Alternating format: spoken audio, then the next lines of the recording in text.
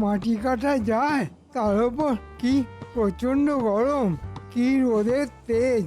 এর থেকে তো কারাগারে থাকাই ভালো ছিল। ঠান্ডায় ঠান্ডায় থাকতে পারতাম, জল জল না হয় নাই খেতাম। আপনি কি ছোটবেলায় উঠছিলেন মন্ত্রী মশাই? এতদিনের কথা কি মনে থাকে গোপাল? ওহ, আরে একটু জল না পেলে তো আর পারছি না। এতটুকুতেই কাইল হয়ে পড়লে গোপাল? হ্যাঁ, এখনো তো জলের সন্ধান পেলাম না। শুধু মাটি আর মাটি।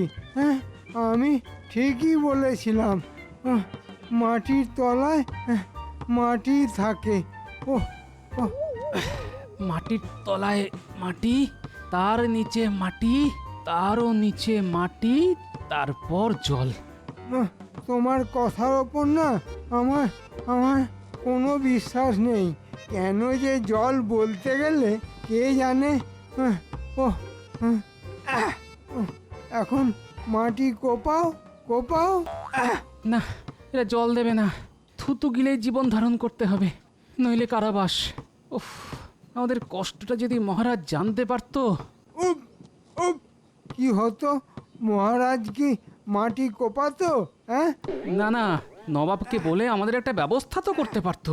না, সে গুড়ে বালি। আমাদের কাজ আমাদেরই করতে হবে। হ্যাঁ, অনেকটা খুঁড়ে ফেলেছি। এবার ধারগুলি কেটে কেটে সিঁড়ি বানাতে হবে, নইলে নিচে নামতে পারবো না। একবার সিঁড়ি তৈরি হয়ে যাক, তারপর শুরু হবে আমার খেল। কত ধানে কত চাল তা আমিও দেখে নেব।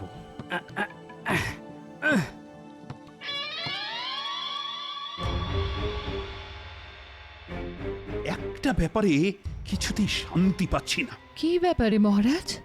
আপনি কি গোপালদের কথা বলছেন? সেটাই ভাবছি। আমার প্রজারা এদিকে জলকষ্টে আছে, দূর দূর গ্রাম থেকে খাবার জল নিয়ে আসছে।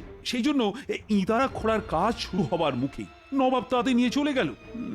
বিষয়টা কেমন জানি লাগছে। আমার মনে হয় ইঁদারা খোঁড়ার কাজটা নবাব আগেই করতে চায়, যাতে প্রজারা বলতে না পারে মহারাজকে দেখে নবাব এই কাজ করেছে। আমারও তাই মনে হয়, কিন্তু একটা ব্যাপারে না খটকা রয়ে যাচ্ছে। কি ব্যাপারে খটকা মহারাজ? আমার নবরত্নের সব সদস্যকে কেন ডেকে পাঠালো? এর পেছনে কি কোনো চক্রান্ত আছে? থাকলে আপনি কি করবেন মহারাজ? তবে চিন্তা করবেন না, গোপাল যখন সঙ্গে গেছে ওরা গর্বের সঙ্গেই ফিরবে।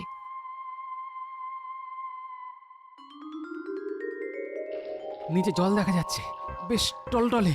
এত নিচের জল কখনো খারাপ হতে পারে না। নবাবকে তাহলে প্রমাণ দেওয়া গেল, তবে এমন প্রমাণ যা নবাব কল্পনাও করতে পারবে না। কই হে উজির, প্রমাণ চোখের সামনেই আছে, শুধু নবাবকে নিজের চোখে দেখতে হবে। কি হলো কি? এই ভর দুপুরে কাজ ফেলে দিয়ে এত চিৎকার কেন? চিৎকার করব না তো কি করব? পাতালে ঘুমাবো? তা মাটির তলায় কি আছে তা জানা গেল? জানা গেল মানে? নিজের চোখে দেখে এসেছি। তবে চলো চক্ষু কর্ণের বিবাদ ভঞ্জন করে আসি। না না উজির মশাই, আগে নবাব, তারপর তার সহচররা। আমি তো সেটাই নিয়ম বলে মনে করি। আরে ছাড়ো তোমার নিয়ম, আমি নিজে গিয়ে দেখবো, তারপর নবাব যাবেন।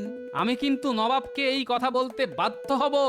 যাও যাও, গিয়ে বলো আমি আগে যাব, তারপর নবাব। এই বুদ্ধি তো আমিই দিয়েছিলাম নাকি? নবাব সেটা দেখুক। আমার বুদ্ধি যে বিফলে যায় না সেটা নবাবকে বোঝাতে হবে। তবে যাও, নবাবকে যা বলার তা আমিই বলবো। তোমার যা খুশি বলতে পারো, আমি নিচে চললাম। আপনার যা ইচ্ছে। সিঁড়ি কাটা আছে একদম নিচ পর্যন্ত, শেষে টলটলে জল।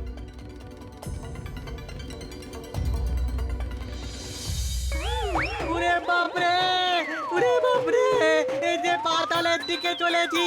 কে আছো? বাঁচাও, বাঁচাও।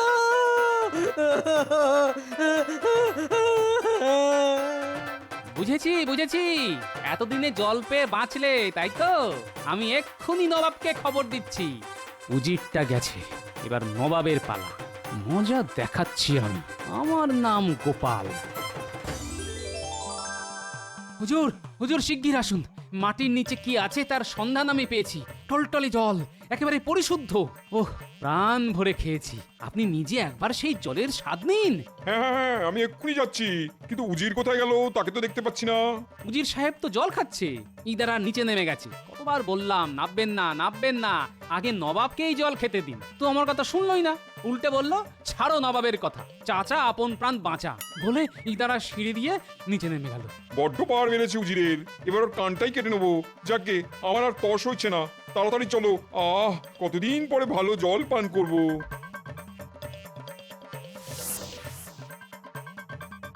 ওই দেখুন কেমন ইদারা কাটা হয়েছে, নিচে নামলে দেখতে পাবেন জল একেবারে টলটল করছে। আহ, কি মিষ্টি তার স্বাদ।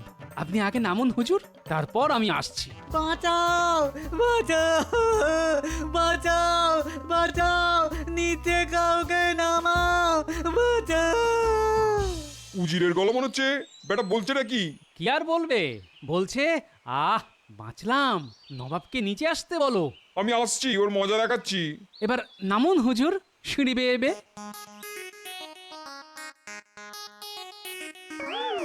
ওরে বাবারে, বাঁচাও বাঁচাও বাঁচাও। যাক, এতক্ষণে প্রতিশোধ নেওয়া গেল। সঠে সাঠং। তোমাদের বুদ্ধিতে ওদের দিয়ে ইদারা কাটার ব্যবস্থা করা হলো, এবার উঠবো কি করে আহমক কোথাকার? আমি কি জানতাম যে গোপাল এইভাবে প্রতিশোধ দেবে। ব্যাপারটা কিন্তু খুব খুব অন্যায় করলো গোপাল। অন্যায় করেছো তুমি। আগে ওপরে উঠি, তারপর তোমার কান যদি আমি না কাটি তো আমি আর নবাব থাকবো না। এবার নিচে নামা যেতে পারে। নবাবকে বলতে হবে কি অন্যায় করেছে উজির, আপনাকে ভুল বুঝিয়ে। ওদিকে আমার দড়ি আর আংটা রাখা আছে। আংটাটা মাটিতে পুঁতে দড়ি ধরে নিচে নেমে দেখি নবাব আদপেই শিক্ষা পেয়েছে কিনা।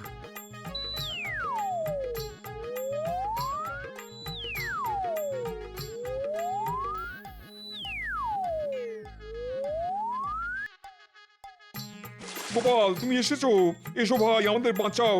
এই ঠান্ডা জলে বেশিক্ষণ থাকলে সর্দি গরমি হয়ে আমাদের মরতে হবে। আমাকে ওপরে ওঠাও ভাই। একটা কথা মনে রাখবেন হুজুর, চালাকির দ্বারা কোনো মহৎ কাজ হয় না। আমরা রাজসভার পারিষদ, আমাদের দিয়ে এই কাজ না করালেও পারতেন। খুঁজলে ইদারা কাটার লোক আপনি পেয়ে যেতেন নবাব বাহাদুর। ঘাট হয়েছে গোপাল, এবার আমাদের ওপরে তোলো লক্ষ্মী সোনা।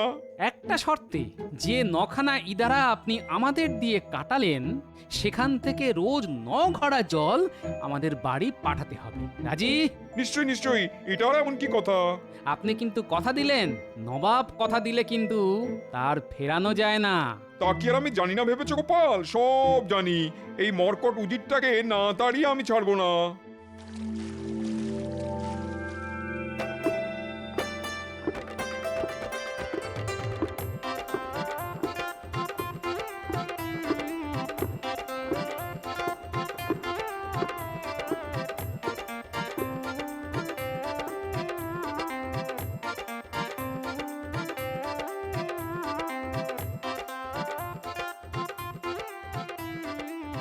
গিন্নি, ও গিন্নি, আরে দেখো তোমার জন্য কি এনেছি।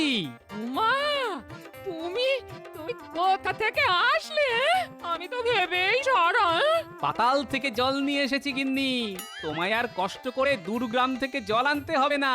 রোজ 9 ঘড়া জল তোমার ঘরে পৌঁছে যাবে। কে পাঠাবে গো? স্বয়ং নবাব। মাটির নিচে কি আছে তা বিস্তারিত ভাবে বুঝিয়ে দিয়ে এসেছি, আর আমার পিছনে লাগার সাহস পাবে না। শঠে সাঠং দিয়ে এসেছি। ও মা, তোমার যে এত বুদ্ধি, তা আগে জানতাম না।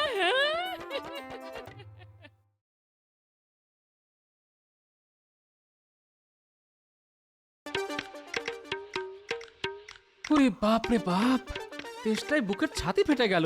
বাড়িতে এতটুকু জল নেই। গিন্নি জল আনতে গেছে, কখন যে আসবে কে জানে। জল এনেছো? দাও দাও দাও দাও দাও, আমার বুকের ছাতি ফেটে চৌচির হয়ে গেল। আমি সেই দূরের ইদারা থেকে জল নিয়ে আসবো, আর উনি জল খেয়ে আমায় আমায় উদ্ধার করবে না? গিন্নি, তৃষ্ণার্তকে জল নিয়ে এত কথা শুনিও না, তাহলে নরকও স্থান হবে না। এখানে আমি কোন স্বর্গে আছি যে নরকের ভয় দেখাচ্ছ? এখন এই জল খেয়ে মুখটা বন্ধ করো। আমি আবার কি মুখ করলাম? আরে তোমার মুখ দিয়ে তো আগুন বেরোচ্ছে গিন্নি। হাহ, আমার জল খাওয়ার ইচ্ছেটাই চলে গেল। অনেক নাটক হয়েছে, এবার জল খেয়ে আমার স্বর্গে যাওয়ার ব্যবস্থা করো।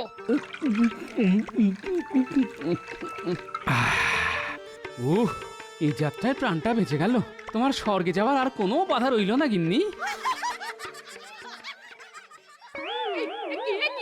এক কলসি জল একাই খেয়ে নিলে? এই তোমার তো পাতালেও জায়গা হবে না। হ্যাঁ, পাতালেই জল থাকে, আর জল মানেই জীবন। আমি পাতালে গেলে তোমার জন্য জল নিয়ে আসবো গিন্নি। এত জল যে খেয়ে কুলোতে পারবে না। তুমি রাজসভার লোক, তুমি কেন যাবে? যাব আমি। আর শোনো, এই দূর দূর গ্রাম থেকে জল আনতে পারছি না। তোমার বুদ্ধি নিয়ে আমার চিরকালই সন্দেহ ছিল, আর এখন এখন আরো আরো বাড়ছে বাড়ছে। মহারাজকে বলে বাড়িতে একটা ইঁদারাও খুঁড়াতে পারছো না? না, পারছি না। সারা দেশ জুড়েই এখন খরা চলছে। আমি একার জন্য কি করে ইদারা খুঁড়তে বলি বলো তো? তাহলে পাতালেই থাকো আর পেট পুড়ে জল খাও, আমিও বাঁচবো। আর তড়িবাদ করে রান্না করতে হবে না। হ্যাঁ,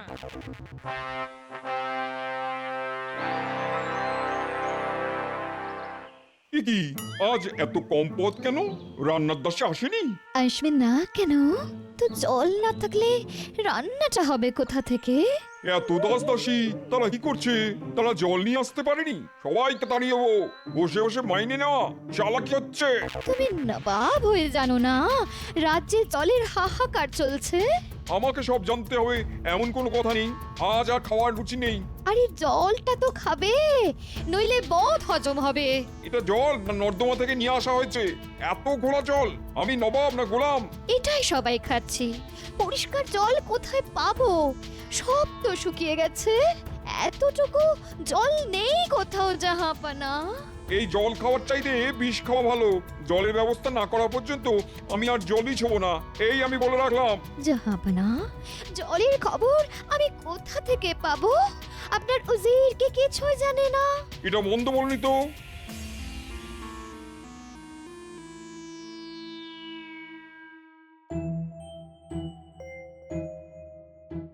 মহারাজ, রাজ্যের কোথাও জল নেই। মনে হয় এবার পাতালেই বাস করতে হবে। আমার কানেও এসেছে, রাজবাড়িতেও এখন জলের খুব অভাব। তা কি করা যায় বলো তো মন্ত্রী? কেন মহারাজ, সাগর থেকে জল নিয়ে আসবো? কলসি করে? তা মহারাজ, এই কাজটা মন্ত্রীমশাইকে দিন না। সাগর থেকে মিষ্টি ও পরিশুদ্ধ জল নিয়ে আসবে। আমি কোনো পরামর্শ দিলেই গোপাল তাতে বাধা দেয়। এটা কি ঠিক হচ্ছে মহারাজ? গোপাল বাধা দেয় বলেই আমার রাজত্ব এখনো টিকে আছে। হ্যাঁ, আর তোমার কথাই চললে না, কবেই প্রজারা আমায় তাড়িয়ে দিত। হ্যাঁ, তা ঠিক বলেছেন।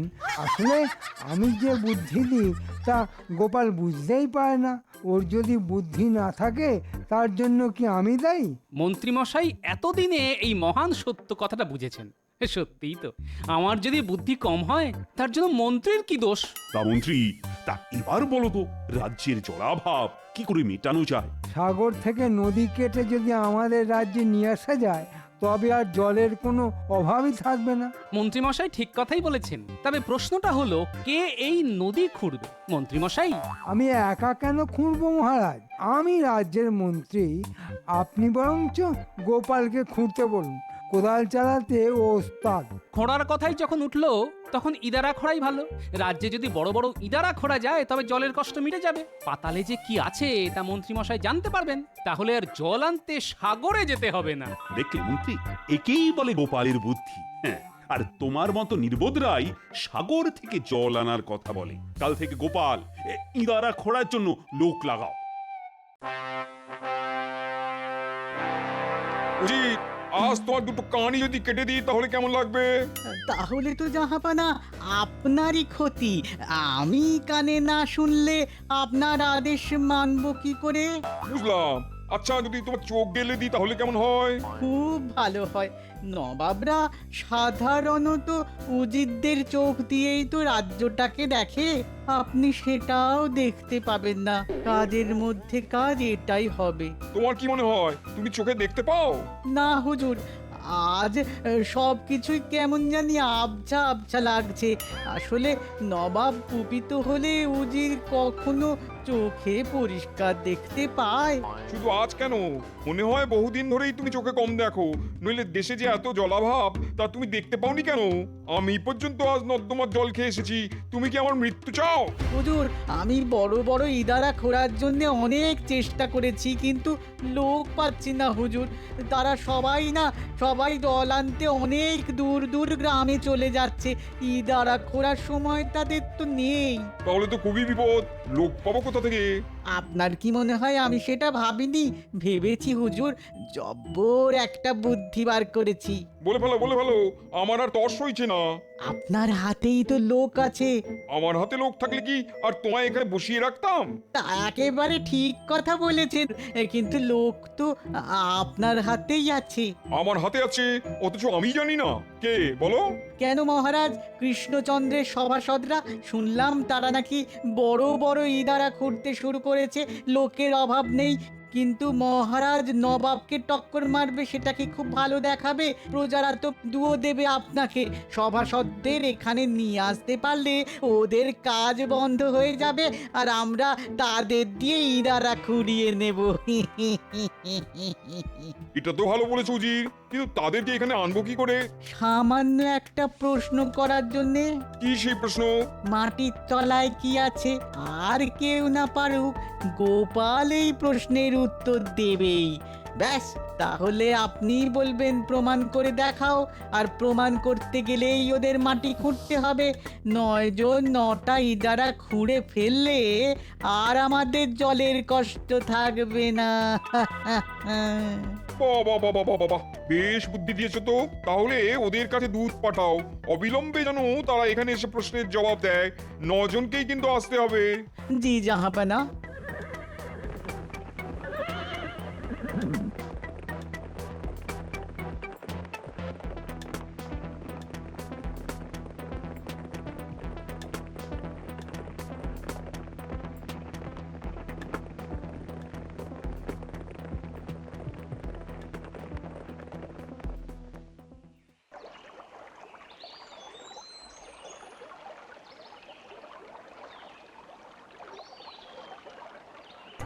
মন্ত্রী, তাহলে আশা করতে পারি তো আজ থেকেই ইদারা খোঁড়ার কাজ শুরু হয়ে যাবে? আগে মহারাজ, সব প্রস্তুত, কিন্তু গোপাল যেন এই কাজে হাত না দেয়। না, মাটির নিচে যে জল থাকে সেটা আমি জানি, মন্ত্রী মশাই হয়তো জানেন না, তবে এবার জানতে পারবেন। গোপাল যদি সবই জানে তবে আমাকে বাদ দিন মহারাজ, গোপালই করবে। না, মন্ত্রী মশাইয়ের জানা দরকার মাটির তলায় কি আছে। মাটির নিচে যে মাটি থাকে তা আমি জানি মহারাজ। তারও নিচে কি থাকে সেটা তো জানতে হবে নাকি? গোপাল কিন্তু আমার জ্ঞান নিয়ে মস্করা করছে মহারাজ। কি ব্যাপার দূত, আর নবাবের সব ঠিক আছে তো? আগে তা ঠিক আছে, কিন্তু নবাবের মাথায় একটা প্রশ্ন এসেছে। তার উত্তর খুঁজতেই তিনি আপনার নবরত্ন সভার সবাইকে দরবারে তলব করেছেন, এবং আজই। হ্যাঁ, আজই? তা তো হবে না। মানে আজ থেকে আমার এখানে ইদারা খোঁড়ার কাজ শুরু হবে, তা আজ কিভাবে যাব? তা তো জানি না মহারাজ, তবে নবাবের আদেশ কখনো এদিক ওদিক হয় না। আজ মানে আজ। ও গোপাল, কি করা যায় বলো তো? আমার মনে হয় নবাব জিজ্ঞেস করবেন আমরা সবাই কুশলে আছি তো।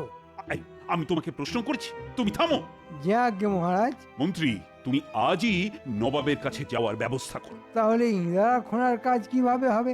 আমাদের পাতাল প্রবেশ ঘটবে, প্রজাদের কাছে আর মুখ দেখাতে পারবো না। তোমাদের ডেকে পাঠানোর জন্য আমি খুবই দুঃখিত। আসলে আমার মাথায় একটা প্রশ্ন এসেছে, এখানে কেউ তার উত্তর দিতে পারছে না। যদি তোমরা পারো তবে খুবই উপকৃত হই। হুজুর, আপনি আমাদের প্রশ্ন করবেন তাতে আমাদের কষ্ট হবে কেন? এমন কোনো প্রশ্ন নেই যার উত্তর আমার অন্তত জানা নেই। চমৎকার চমৎকার। আচ্ছা বলো তো, মাটির তলায় কি আছে? এটা কোনো প্রশ্ন হলো হুজুর? মাটির তলায় মাটি থাকে, আর কি থাকবে? এই কে আছিস, মন্ত্রীকে বাইরে বের করে রাখ।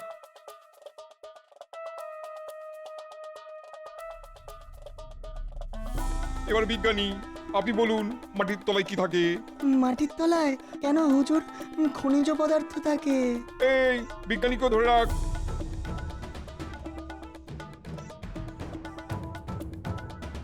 এবার গোপাল বলো তো কি থাকে?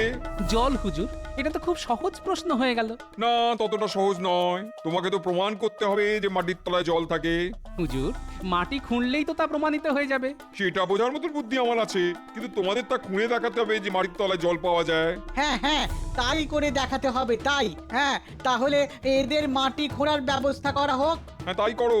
শোনো গোপাল, যদি জল না বের করতে পারো তবে কিন্তু তোমাদেরও বন্দি করে রাখা হবে আজীবন। উজির, এদের খাওয়া দাওয়ার ব্যবস্থা করো। কাল থেকেই ওদের মাটি খোঁড়ার কাজে লাগিয়ে দাও। আমাদের দিয়ে মাটি খোঁড়াবেন? খুব ভালো কাজ হুজুর। এই বুদ্ধি নিশ্চয়ই উজির সাহেবের দেওয়া। হুজুরকে এত ভালো বুদ্ধি আর কে দেবে? তুমি? না না না, আপনার মতো বুদ্ধি কি আর আমার আছে? থাকলে তো আপনার জায়গায় আমিই থাকতাম। এখন কথার চালে আর সময় নষ্ট করে লাভ নেই। কাল সকাল থেকেই মাটি খোঁড়ার কাজ শুরু হবে। আর হ্যাঁ, 9 জনকেই প্রমাণ করতে হবে যে মাটির তলায় জল আছে। কি উজির, ঠিক বলছি তো?